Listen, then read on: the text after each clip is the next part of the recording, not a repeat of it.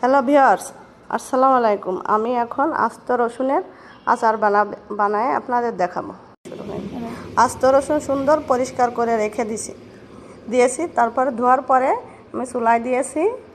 চুলায় দেওয়ার পরে 5 মিনিট জাল করার পরে আমরা দেখব সেদ্ধ হয়ে গেছে কিনা।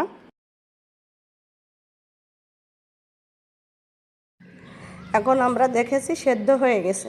এখন চুলা থেকে নামিয়ে আমরা ওটা পানি ঝরিয়ে নিয়েছি।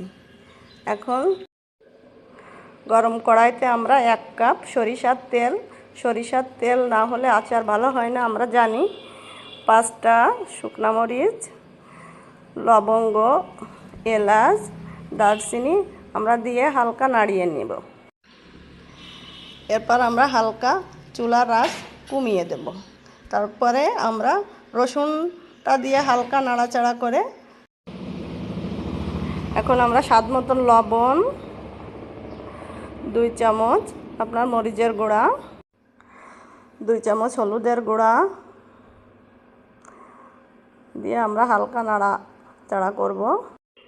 এখন আমি 1 চামচ কালো জিরা, 1 চামচ সরিষার গুঁড়া দিয়ে ভালো করে নাড়িয়ে চাড়িয়ে দেখব যে রসুনগুলো কেমন হয়েছে। এই দেখেন রসুনগুলো খুব সুন্দর দেখা যাচ্ছে, ফুলে গেছে। এখন আমরা আদা দিব।